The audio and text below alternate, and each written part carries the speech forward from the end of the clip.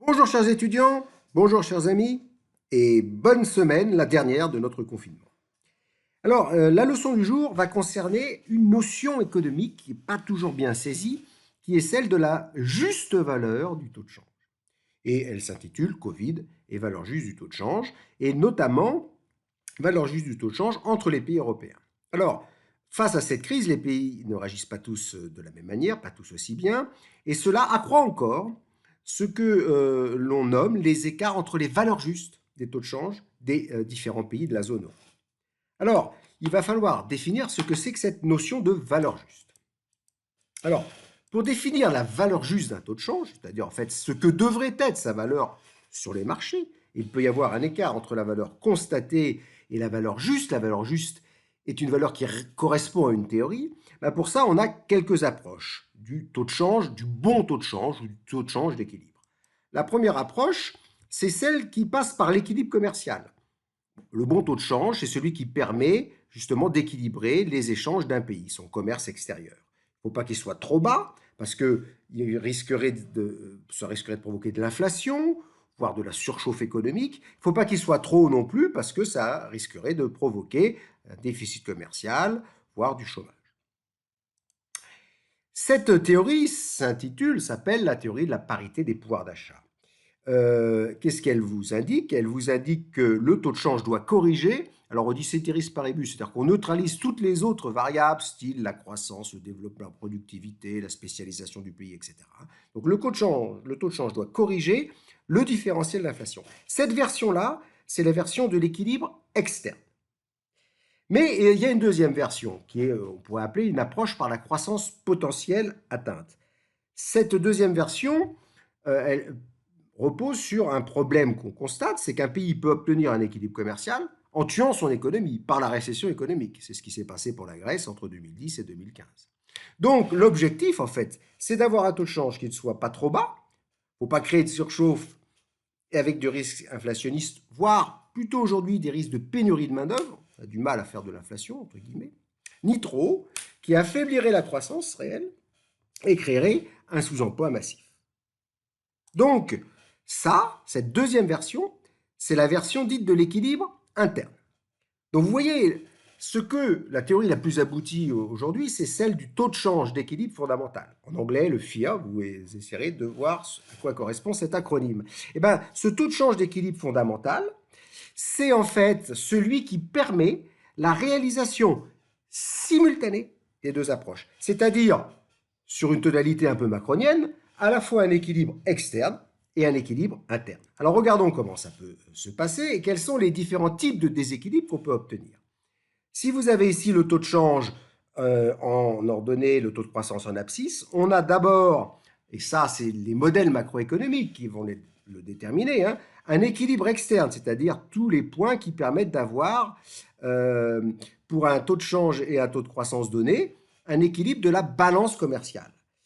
Si on est au-dessus, on a un déficit de la balance courante pour des taux de change trop élevés, ou on a un excédent de la balance courante si les taux de change sont trop bas.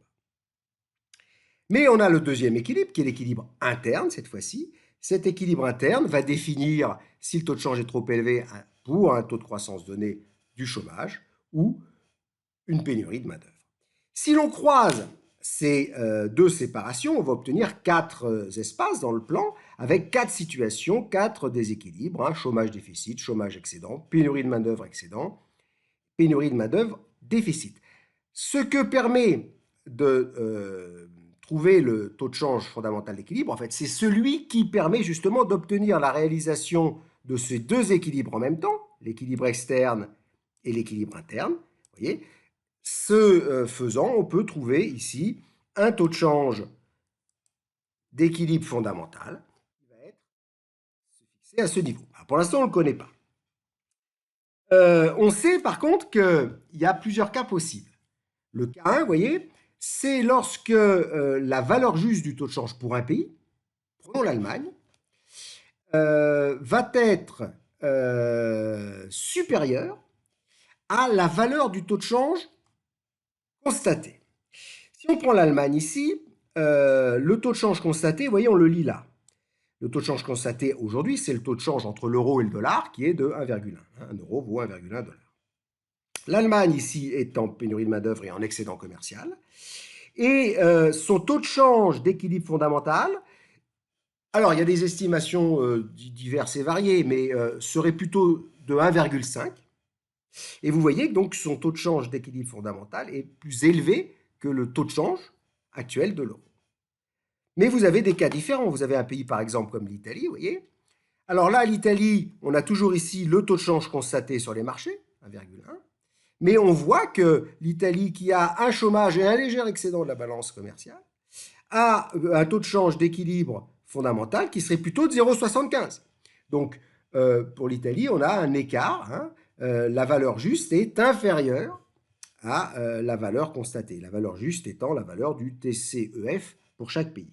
Pour la France, par exemple, on pourrait se situer avec un TCEF de 0,9.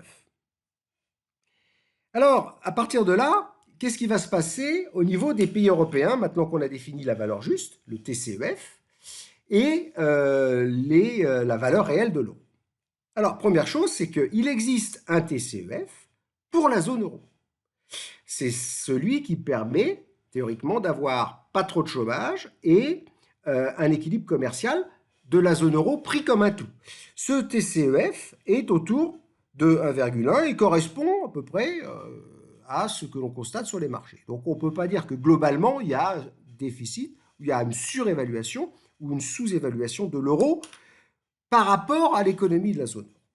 Par contre, si on regarde ce qui se passe au niveau de la valeur juste des différents pays qui n'ont plus de monnaie, mais théoriquement, on pourrait quand même imaginer que l'Allemagne ici aurait un TCEF supérieur à 1,1 et l'Italie un TCEF inférieur à 1,1. On a la Hollande, la France. La crise du Covid et d'une manière générale, depuis quelques années, ce que l'on constate, c'est ça. C'est-à-dire un accroissement des écarts dans les valeurs des TCEF des pays. Un accroissement de ces écarts qui est un marqueur de la divergence dans les fondamentaux économiques. Et en plus, on constate une réduction potentielle du TCEF de la zone euro, puisqu'on peut imaginer que ce TCEF de la zone euro soit non seulement la moyenne des TCEF des pays, mais avec un facteur correcteur qui soit lié ici à la variation. Plus la variation est forte, plus cela fragilise d'une certaine manière le taux de change. Le deuxième phénomène que l'on constate, c'est que cet écart entre le TCEF le plus élevé et le plus bas augmentant, il y a un risque également de variation excessive du taux de change, selon la manière dont se forment les différentes anticipations.